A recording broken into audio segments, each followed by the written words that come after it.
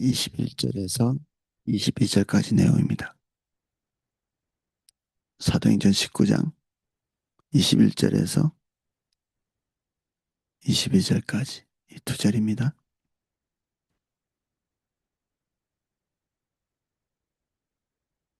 제가 내용을 읽어보겠습니다. 이 일이 있은 후에 바울이 마게도냐와 아가야를 거쳐 예루살렘에 가기로 작정하여 이르되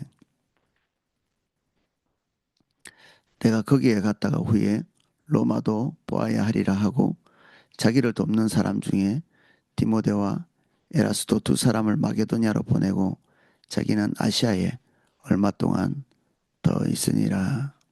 아멘. 21절입니다.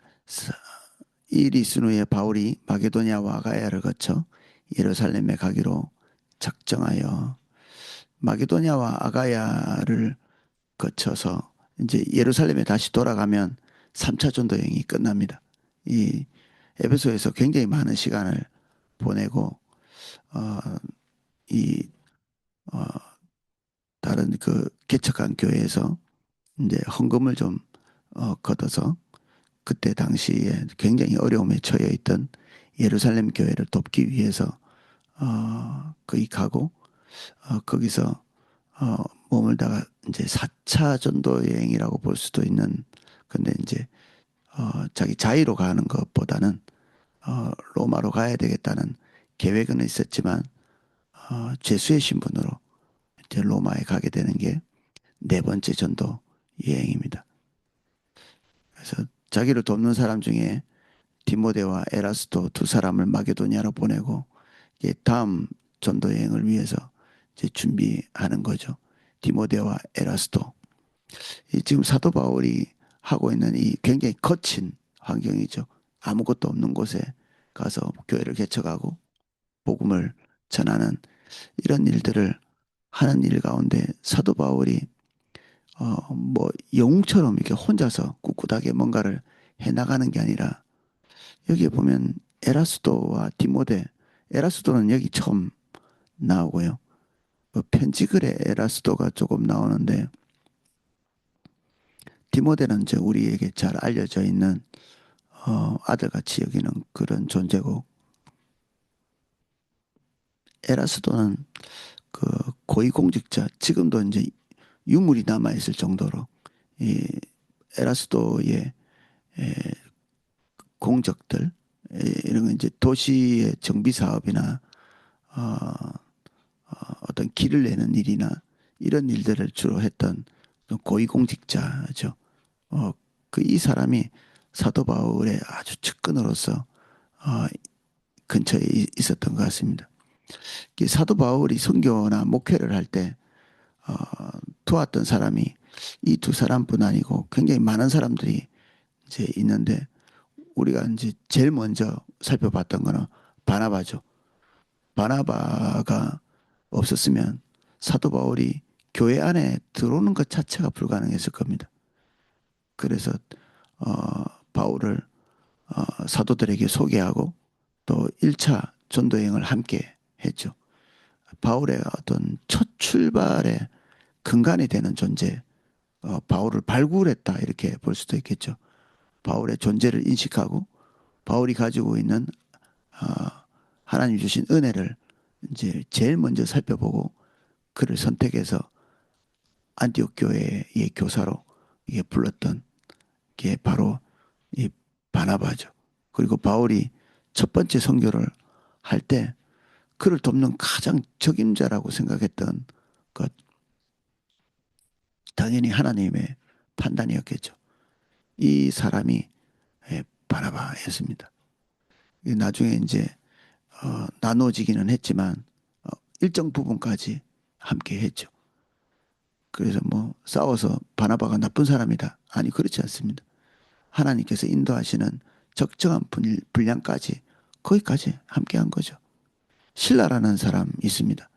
제2차 전도 여행 때 1차 전도 여행 때는 뭐 이 사람이 어디에 섰는지도 잘 모르는 그 제일 먼저 나온 거는 이 바울이 개척한 교회에서 할례 문제가 불거져서 옥신각신할 때 그때 이 신라라는 존재가 처음 드러나고 바울이 전도했던 교회에 아니 바울이 처음 사역했던 이 교회에 가서 이 전체 내용을 알려줬던 존재가 신라이고요.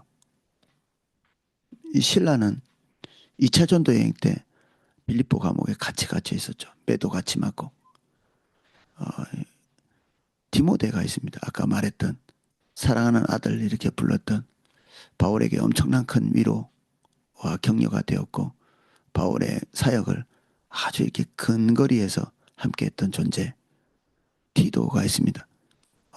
바울의 사역을 같이 디모데와 함께했는데 디도는 이제 어떤 면에서는 좀 유약한 면, 부드러운 면이 있었다면 이 디도는 굉장히 골치 아픈 문제들을 같이 해결하면서 어, 교회를 개척하고 깨끗하게 하고 청결하게 하는 그리고 아주 이게 어, 어떤 성품적으로 나쁜 사람들이라고 그 사도 바울조차도 얘기했던 그레데 섬에서 교회의 문제들을 해결하도록 그러니까 이런 일들을 굉장히 잘하는 존재죠. 이 디도가. 그리고 가사나 재정 같은 것들을 도왔던 브리스길라와 아굴라 우리 앞에서 보고 넘어왔는데 바울을 위해서 목숨까지도 내놨다 이렇게 고백할 만큼 그리고 이 아굴라는 브리스길라와 아굴라는 아볼로를 저 어떻게 보면 회심 어, 침례 요한의 복음만 알았던 이 사람을 예수 그리스도의 십자가와 부활을 전하는 존재로 탈바꿈시킨 존재가 브리스길라와 아굴라인데 예, 경제적으로만 함께한 게 아니라 그 모든 부분에서 함께 했던 존재입니다. 베베 갱그레아 교회의 일꾼으로서 로마서를 전달하고 바울의 보호자 역할을 했던 존재죠. 루디아라는 사람이 있습니다. 빌립보에서 우리 아까 어, 일전에 빌립보 전도할 때 봤는데 처음으로 예수님을 믿었던 그리고 자기 집을 선교의 기지로 내어준 존재죠. 보네시보로 로마 감옥에 갇힌 바울을 부끄러워하지 않고 자주 찾아와서 유쾌하게 했다. 즐거운 얘기를 하고 기쁜 얘기를 하면서 어, 가장 고통스러운 시간에 이 뭔가 이렇게 넘어갈 수 있는 그 고통스러운 이 고비를 넘어갈 수 있도록 도와준 하나님께서 이런 그 보네시보로의 존재 뭐 대단한 어떤 일을 했다 이런 것들이 별로 적혀 있지는 않지만 가장 그 극악한 상황에서 바울을 버리지 않고 항상 함께 있었는데 막상 이렇게 어 바울이 감옥에 들어가고 나니까 성도들이 갑자기 이렇게 회심은 좋은 뜻이죠. 마음이 이렇게 변해가지고 어떻게 하면 바울에게 더욱 큰 고통을 안겨줄까를 고민했던 사람도 있거든요. 교회 성도들 중에. 아, 이렇게 하면 굉장히 어려워서 주저앉아 버리겠지. 이런 생각을 가지고 더욱 복음을 열심히 전하는 기가 막힌 일이지만 이런 일을 하는 사람도 있음에도 불구하고 이 보네시보로는 어, 단독으로 이렇게 바울이 죄인으로서 갇혀 있을 텐데 거기에 가가지고 면담을 하고 아마 여기에는 바울이 옥에서 필요한 것들을 공급하는 옥바라지 역할을 또 했었던 것으로 추측이 됩니다. 자기에게 닥칠 어떤 누명 같은 것들을 생각하지 않았던 존재 보네시보로 그리고 바울의 사역의 실무적인 역할을 함께했던 존재가 누가입니다. 사랑받는 의사라고 이렇게 돼 있는데 마지막 바울의 그 순교의 순간까지 함께 하면서 그걸 목격하고 지켜보고 그리고 이 사실 전체를 기록했죠. 그래서 이 사도행전이 아주 세세하게 쓰여질 수밖에 없었던 것이 누가의 목격담이기 때문에 그렇습니다. 누구에겐가 이게 전해 들었던 복음도 있는데 어, 이 사도행전 같은 경우에는 누가가 보고 목격했고 함께했던 그래서 사도 바울의 행적이 대단히 세밀하게 기록되어 있는 이유가 그것입니다. 어, 두기고 바울의 소식을 전하고 에베소서 골로새에서 이 두 가지 편지를 에베소에 전했고 골로새에 전했던 사람이죠. 바울의 편지. 이 두 사람이 이 일을 엉망진창으로 했으면 오늘날 우리에게 에베소서나 골로새서는 없었겠죠. 그리고 그 당시로만 봐도 에베소 골로새의 문제는 해결되지 않았을 것인데 이 사람이 바울의 심정을 이해하고 그 편지를 가지고 그게 전달하고 이런 일을 맡길 수 있었던 신실한 사람이었습니다. 더디오라는 사람, 이제 우리 귀에 익숙하죠. 바울을 대신해서 로마서를 받아 적었던, 바울은 죄수였기 때문에 어쩌면 또 시력이 안 좋았기 때문에 이게 기록하는데 좀 문제가 있었던 것 같습니다. 그런데 이것을 이렇게 받아 적었던 로마서 전체를 받아 적었던 더디오라는 존재가 더 있습니다. 에라스도 오늘 우리가 잠깐 봤던 존재가 고린도 섬의 그 재무관이었다 이렇게 나와 있습니다. 바울을 도왔고 고난을 함께한 동역자들이 있습니다. 아리스타고라고 하는 사람인데 바울과 함께 배를 타고 로마에 압송될 때 같이 압송돼서 감옥에도 같이 갇혔던 그런 존재입니다. 에바브라 골로새 교회의 설립자이고 바울을 위해서 간절히 기도하고 고난을 같이 했던 사람이죠. 에바브로티도 빌립보 교회의 헌금을 전달했다 이렇게 되어 있습니다. 이게 헌금이 이제 적은 액수가 아니고요. 여러 교회에서 헌금을 모았기 때문에 거액이라는 단어가 붙어 있죠. 엄청나게 큰 돈이죠. 이 예루살렘 교회의 성도들의 고통을 해결할 수 있을 만큼의 재정을 전달했던 것 같습니다. 그래서 이 사람이 이제 바울을 돕다가 병들기까지 했는데 사도 바울의 근심을 가중시키는 질병이었죠. 이 사람의 존재가 사도 바울에게 얼마나 중요했는가 알 수 있는 대목이기도 하죠.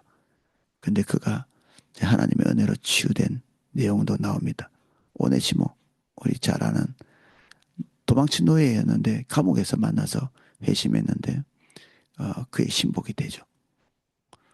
아볼로는 뭐 앞에 나왔지만 성경에 능통해서 고린도 교회의 복음의 성장을 가져왔던 존재고 여성들도 많이 있었던 것 같습니다. 유오디아와 순두계 빌립보 교회에서 복음을 위해서 힘썼던 여인들이고 드루베나와 드루보사 주 안에서 수고한 이런 짤막한 어떤 담내 같은 인사말이 있습니다. 로마 교회를 세웠던 사람들이죠. 소스테네 고린도의 회당장이죠. 그리고 고린도 전서의 공동 발신자로 되어 있습니다.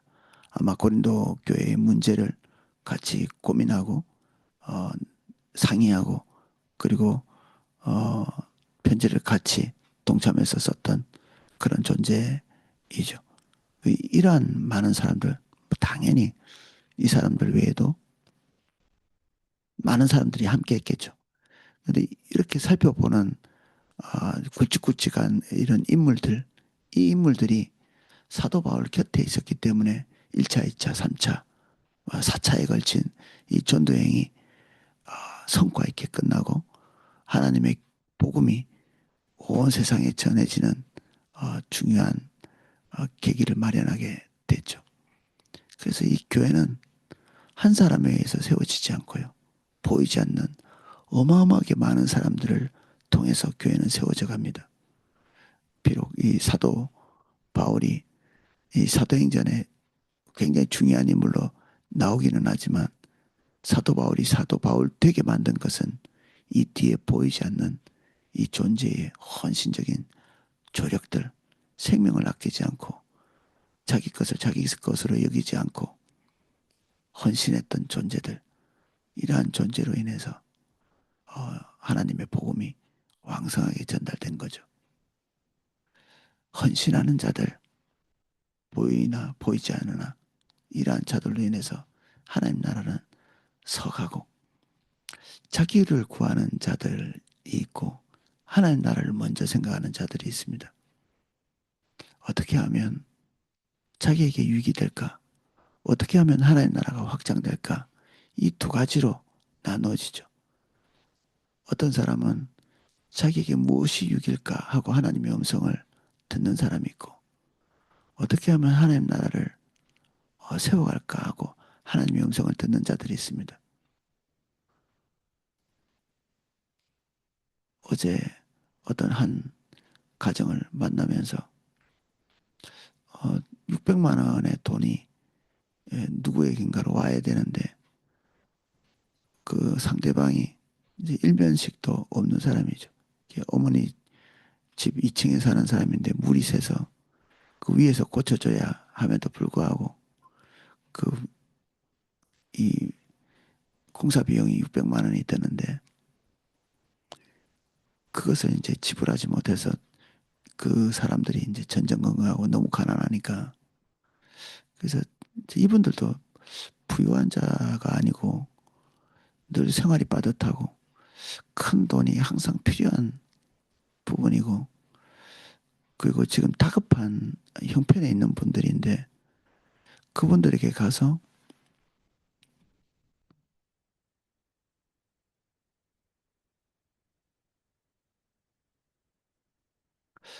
아, 예수님 믿으시라고 그러고 그 돈 600만 원을 그냥 자기들이 다 그냥 감당하는, 마땅히 받아야 됨에도 불구하고 그걸 다 감당하는,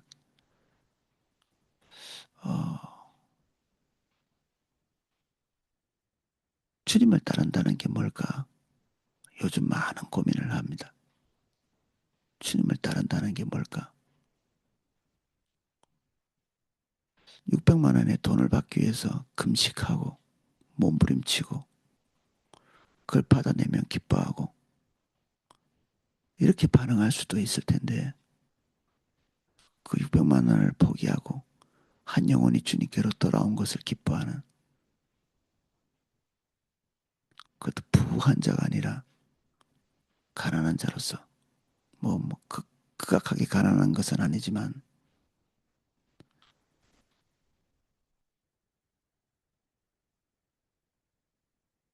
그래서 우리 포도나무교에 이런 사람이 몇 명이나 될까?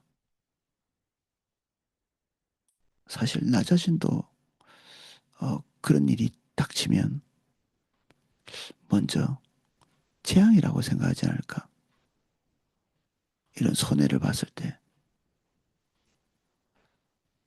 이걸 통해서 어떤 영혼이 구원받아야 될 것을 먼저 생각하기보다는 이 손해본 게 더 마음이 아프지 않을까? 그것도 가족이나 친지가 아니라 사실 우리가 피가 섞이지 않은 남이라면. 근데 그분은 제가 아는 바로는 이런 식으로 전도한 케이스가 한두 번이 아닙니다. 한두 번이 아닙니다. 많은 손해를 감수하면서 복음을 전하는, 복음이 온 세계에 전달되는, 이런 우리는 노래도 하죠. 우리 오는 눈물로 하늘에 씨앗을 심는다. 근데 우리가 이 성도님 같이 헌신하고 살지 않으면 이 노래는 가증한 것이 되는 거죠. 우리 마음을 뜨겁게 할지는 몰라도 우리의 삶의 한 부분도 희생을 치를 수 없는, 그냥 하나님께 퍼포먼스를 드리는 거죠. 쇼하는 거죠, 쇼. 하나님의 임재가 있었다는 건 도대체 뭘까? 주를 위해 산다고 울고불고 하는 건 뭘까? 포도나무 교회 가치관을 가지고 걸어간다는 것은 뭘까? 많은 생각을 하게 되는 요즘인 것 같습니다. 예, 오늘은 여기까지 나누겠습니다. 기도하겠습니다.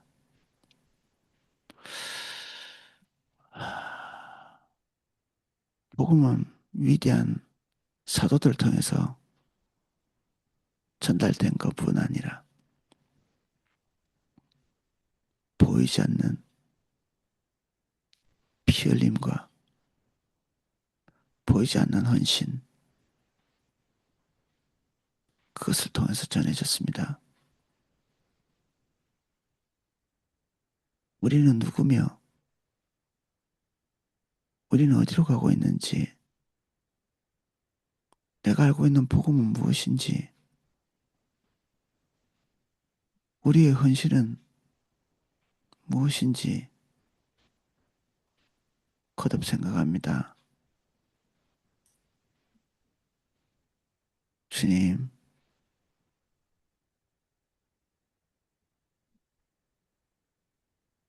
우리가 주님 앞에 설 때 부끄럽지 않게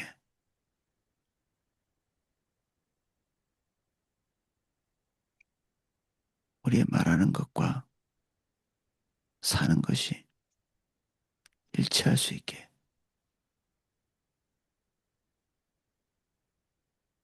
그리고 많은 사람들이 가는 그 종교적인 방향성에 부합할 수, 부합해서 부끄러운 길 가지 않도록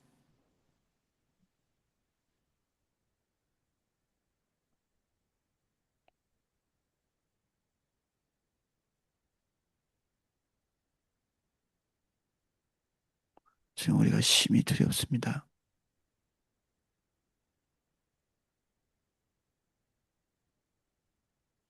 은혜가 필요합니다. 진짜 은혜가 필요합니다. 우리가 진짜가 되기 위해 은혜가 필요합니다. 예수님 이름으로 기도합니다. 아멘. 네, 각자 기도하실 수 있도록 음악을 방송해 드리겠습니다.